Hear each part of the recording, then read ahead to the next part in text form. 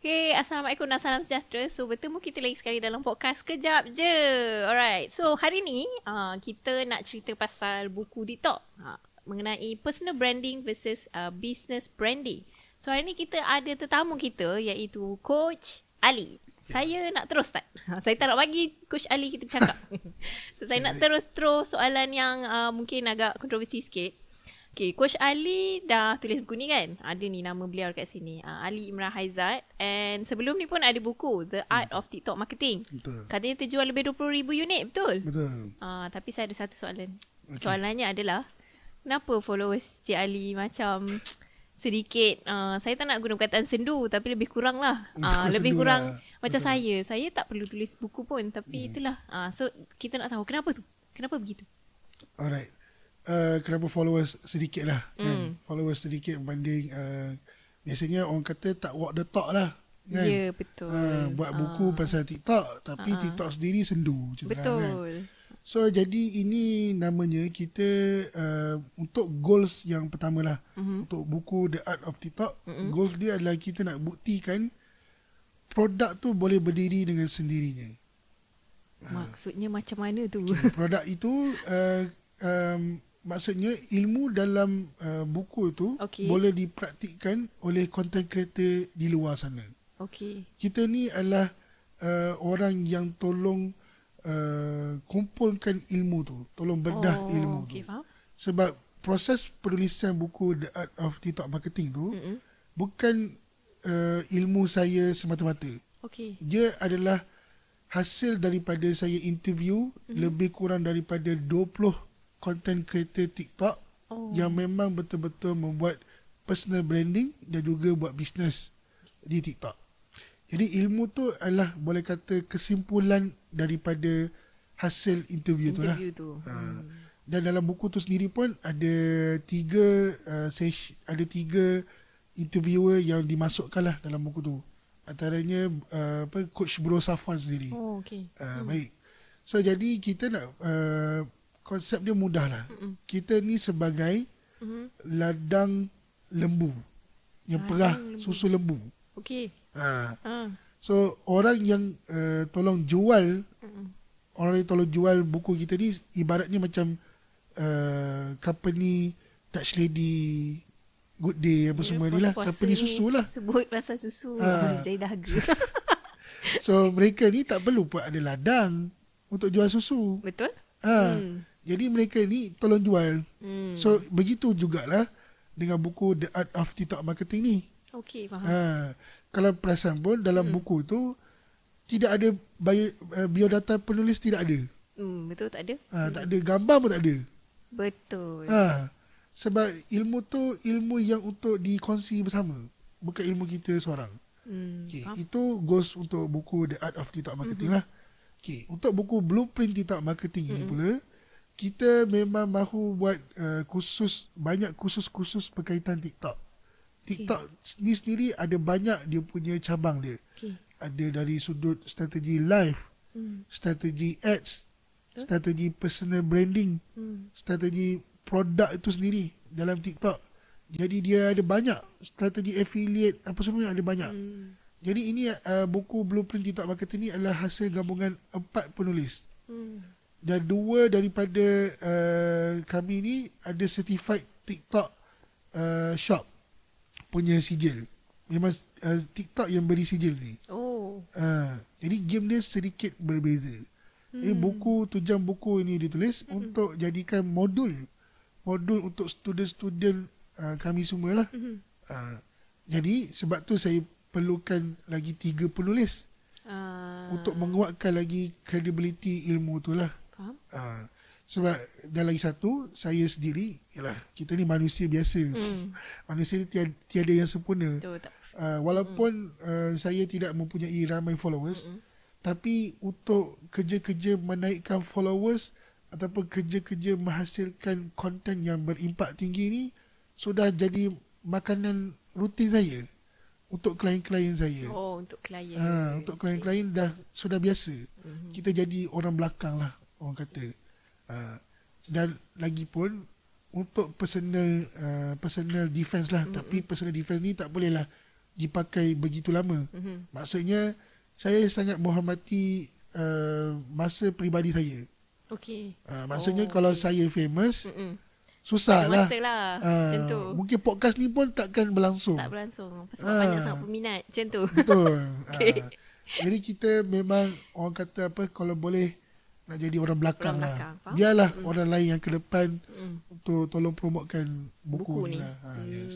Okay. Macam itulah. Okay, so itu jawapan daripada Coach Ali kita. Okay, so kita punya topik hari ni actually kita nak bincangkan mengenai personal branding versus business branding di TikTok. Ni specifically kita akan bincangkan mengenai TikTok lah.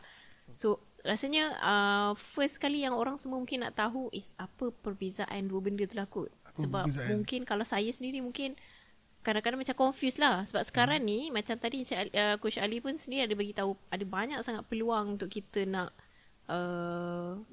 mungkin nak explore. nak explore dekat TikTok kan. So mungkin ada orang akan confused dan tak tahulah dua perkara ni. Baik.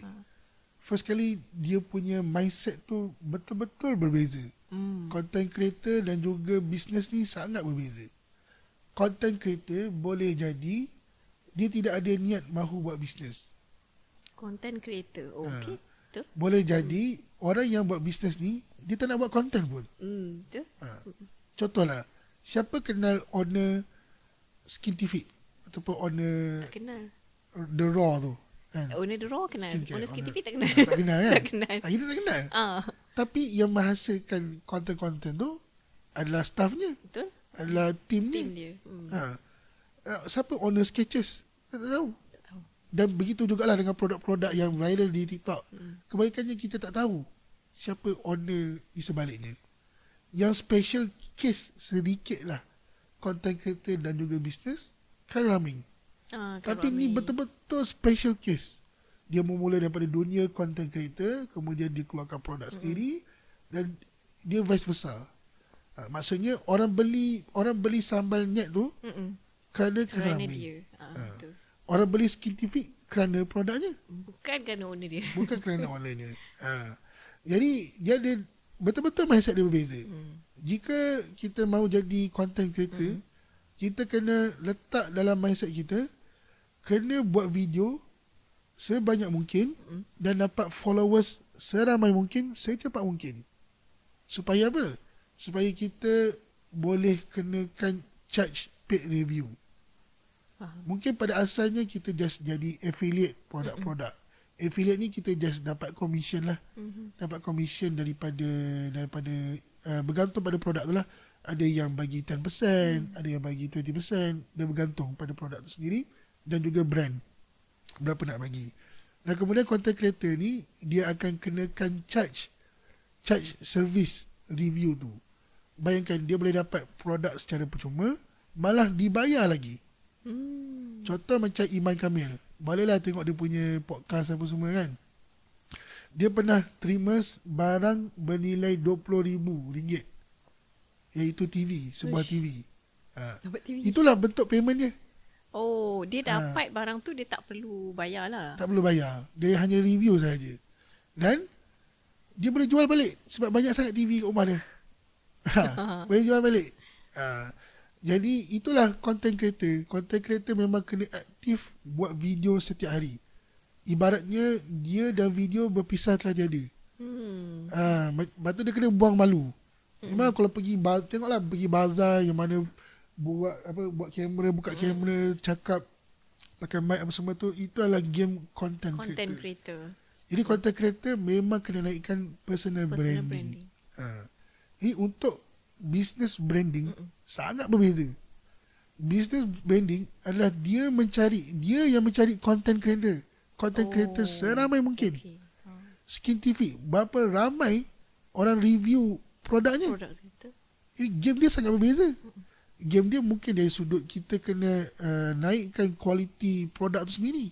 Kemudian kita naik level packaging produk tu dari sudut dia punya bahan-bahan dia, apa yang digunakan.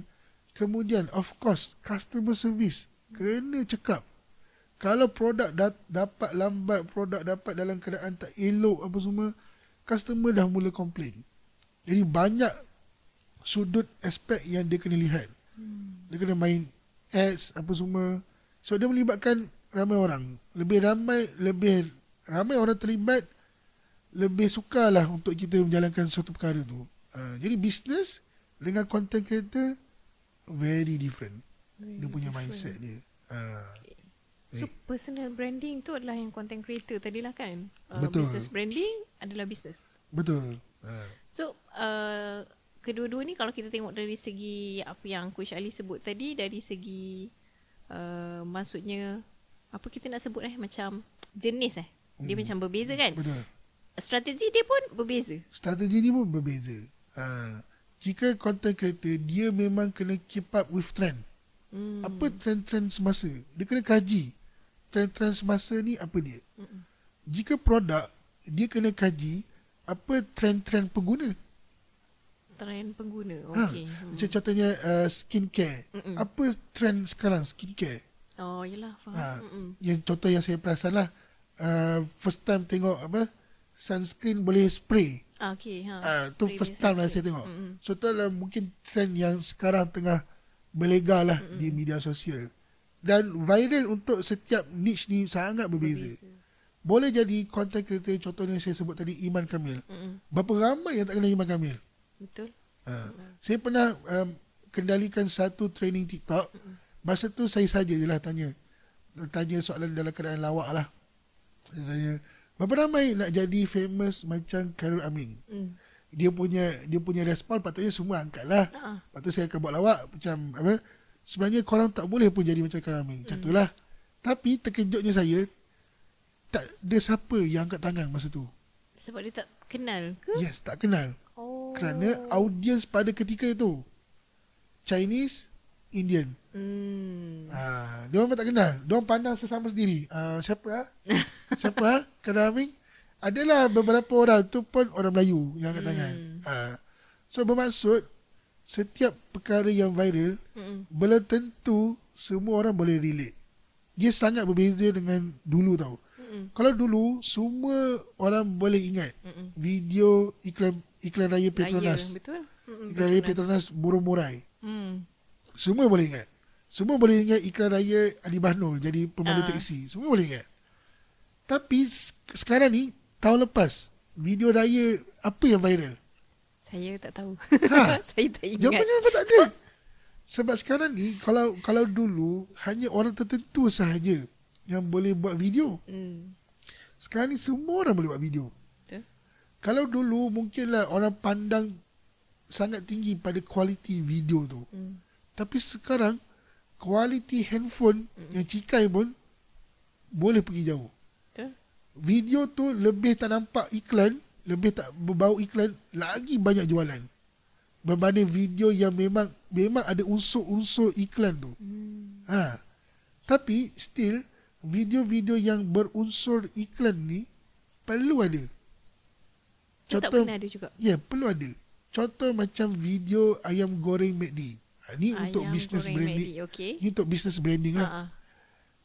Video ayam goreng McD. Siapa je tahu berapa ramai views ayam goreng McD tu? Tak tahu. Dan data tu pun tak pernah dikongsikan. Betul. Tapi semua tahu. Kalau tengok je video ayam goreng McD, terus rasa lapar. Betul. Terus rasa nak cuba. Sebab dia punya bunyi-bunyi ayam tu. Lalu je iklan tu terus macam, ni kalau dapat moreh ayam goreng McD ni sedap gak ni. Semua ada rasa macam tu. Tapi tak ada siapa tahu data dia. Itulah tujuan video-video yang ada unsur iklan ini. Dia perlu ada supaya dia tanam dalam kepala orang. Nampak je ayam goreng, ingat McD. Itulah tujuan video unsur-unsur iklan. Dia bukan lagi tujuan untuk mendapat direct selling. Video direct selling ni memang kita kena bergantung pada, orang kata dekat TikTok ni, racun TikTok lah. Kan orang kata TikTok ni suka racun. Suka racun, dia macam-macam. So still sama. Orang manusia beli sebab manusia. Betul. Maksudnya kita beli sambanyak tu sebab Khairul Amin. Kita beli produk sekian-sekian sebab orang ni pakai. Kita pergi spa sekian-sekian, sebab mungkin ada artis ni pergi spa ni apa semua. So still orang beli sebab orang. Jadi kita perlukan content creator ni untuk tolong promote produk kita. Dia bukan lagi lah, kita lah owner, kita lah yang kena promote produk tu. Bukan lagi. Kalau dulu boleh begitu. Mungkin berkesan. Sekarang pun mungkin berkesan, tapi dalam jangka masa yang sangat pendek. Dan bahayanya lagi satu, dia menjawab jugalah persoalan kenapa saya tak famous dekat TikTok apa semua kan. Bayangkan, kalau saya buat masalah, saya ada isu lah, isu apa-apa lah kan. Dan benda tu terpalit pada produk saya juga. Tapi kalau lah produk tu boleh berdiri dengan sendirinya, saya buat masalah pun kan, still produk tu terjual. Still hujung bulan saya dapat duit. Itulah real business. Bila business tak dikaitkan dengan personal branding, itulah orang kata the ultimate happiness lah untuk seorang businessman. Maksudnya produk tu boleh berdiri sendiri tanpa ada campur tangan dengan personal branding. Sebab nama orang confused. Lagi-lagi founder-founder baru ni lah. Dia masih baru, dah keluar modal untuk OEM lah apa semua tu, memang kosnya sangat tinggi. Lagi-lagi macam skincare, nak kena ada dermatology test, nak kena ada halal punya test, nak kena macam-macam lah clinical test yang kena buat. Jadi itu makan kos yang sangat besar. Dalam kos untuk dapatkan sijil tu mahal. Nak buat packaging, nak cari packaging yang sesuai. Rupanya packaging ni tak sesuai untuk content this product apa semua.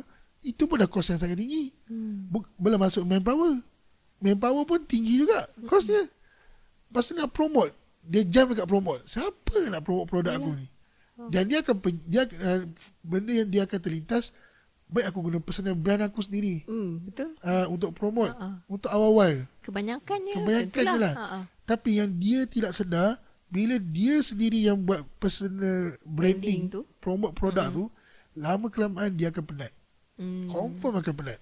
Tak sampai 3 bulan dia akan drain gila energi dia.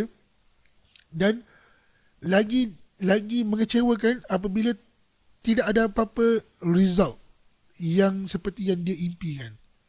Tapi kalau dia bayar content creator sekian-sekian, kalau lah content creator satu tak membuahkan hasil, dia tak kecewa. Sebab dia tahu ada lagi content creator yang lain. Itulah bezanya business branding dengan personal branding. Tapi maknanya memang kalau kita nak buat business branding, contohnya maknanya seseorang tu kalau dia ada produk dia sendiri, memang tak perlu langsung buat personal branding, atau dia boleh buat cuma dia tak begitu penting. First kali dia kena clear dengan goal personal branding dia.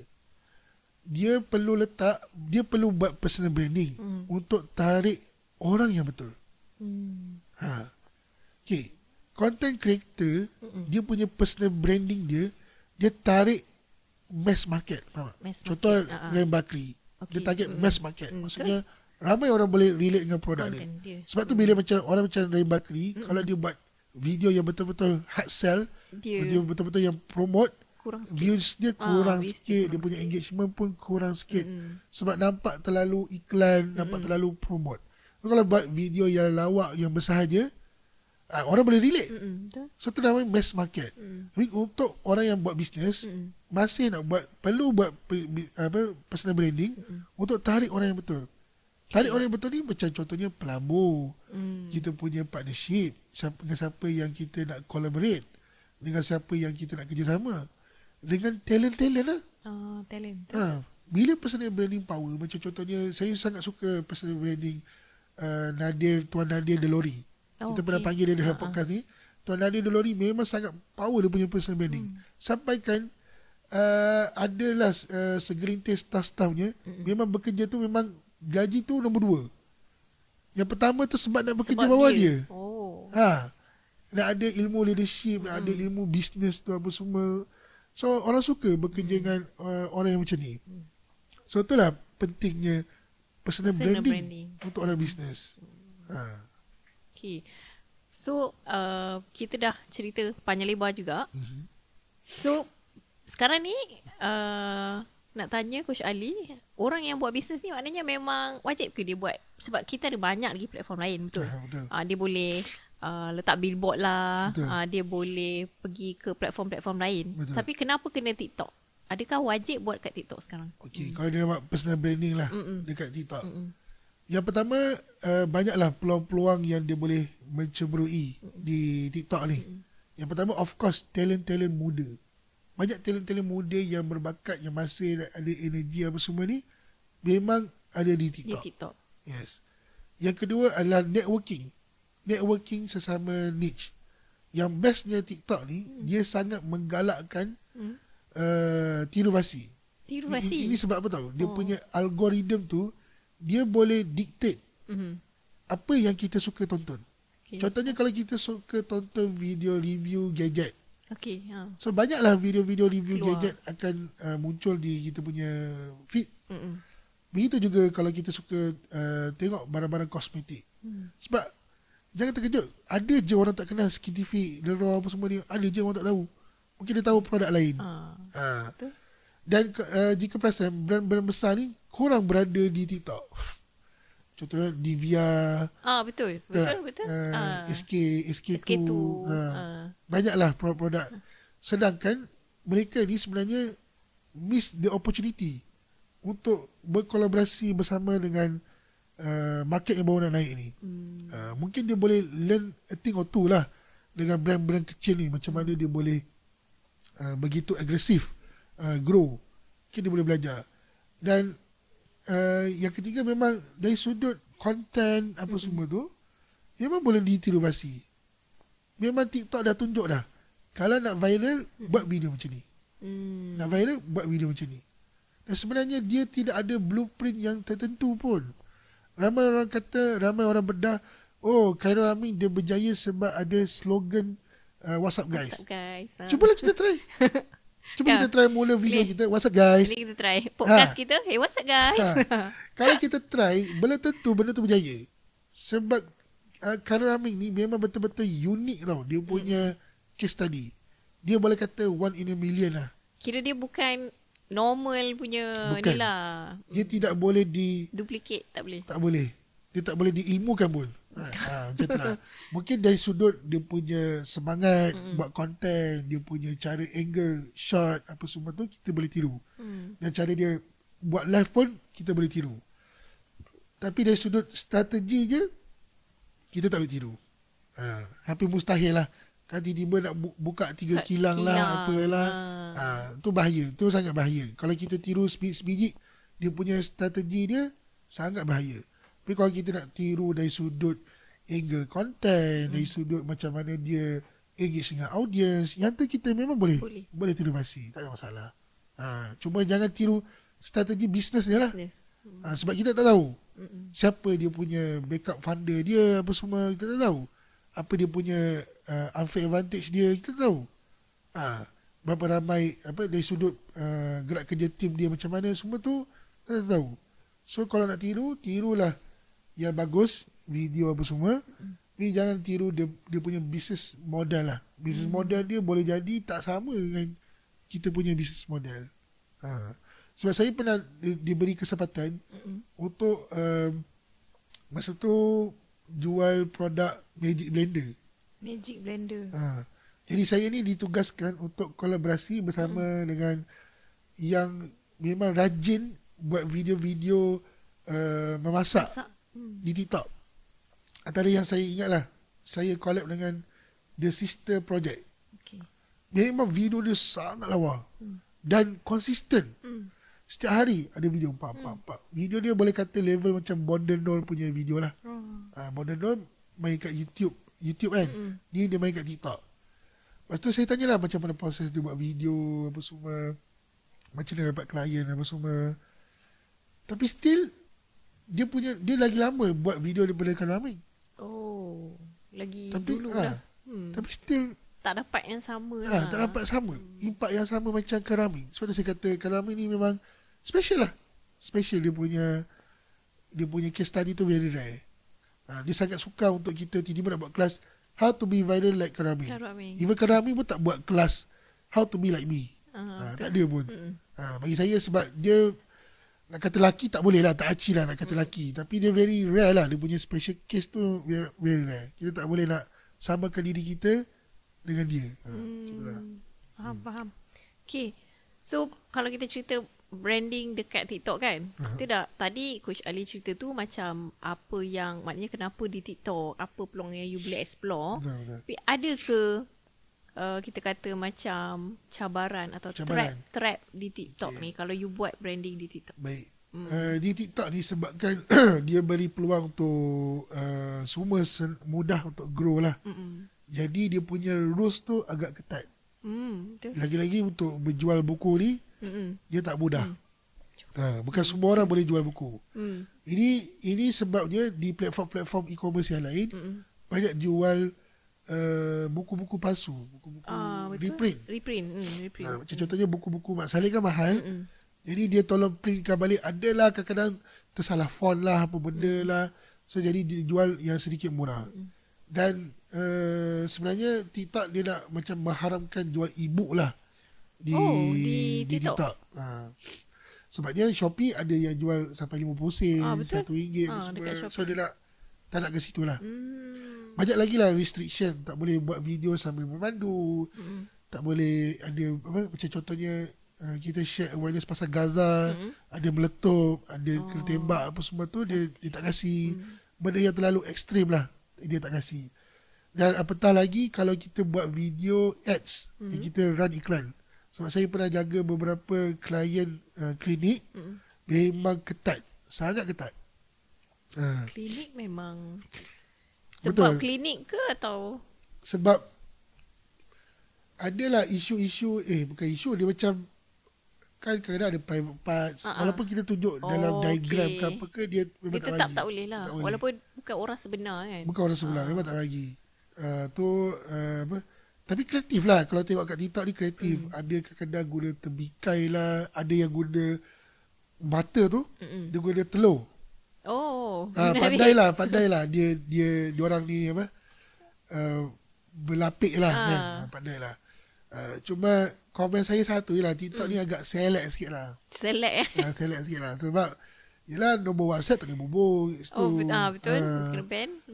Nombor WhatsApp tak boleh bubuh. Kalau dalam live pun tak boleh sebut pergi link kat bio lah apa semua. Tak boleh. Dia macam select sikit lah. Banyak lah rules dia. Tapi banyak juga manfaat dia.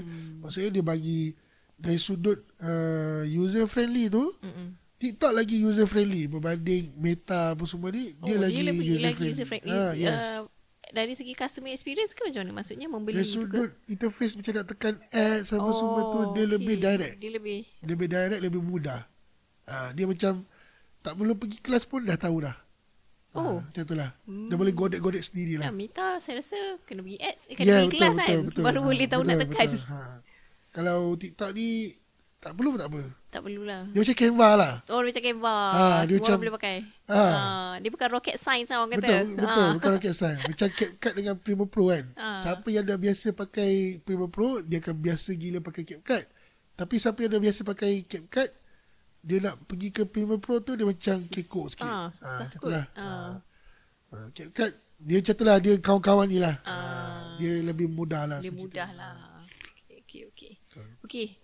So saya rasa dah panjang lebar dah kita bercerita ni pasal personal branding dengan business branding. Kalau untuk saya yang mungkin starting tadi banyak benda yang mungkin saya pun confused, tak apa faham. Tapi sekarang ni saya dah faham dah. Okay, so kita bagi peluang lah dekat Coach Ali. Ada nak promote tak buku? Promote hari ni tak boleh promote. Tapi belilah buku ni dekat beg kuning boleh lah. So buku ni dia tebal dia berapa? Dia penuh lah infografik apa semua penuh kan. Setiap permulaan bab ni saya memang request ada designer untuk lakarkan dia punya macam synopsis lah. Summary lah macam tu. Summary dia macam dia sekali pandang jadi punya macam tu lah, dia ada overview lah kan. So yelah. Lepas tu proses nak tulis buku ni bukanlah mudah.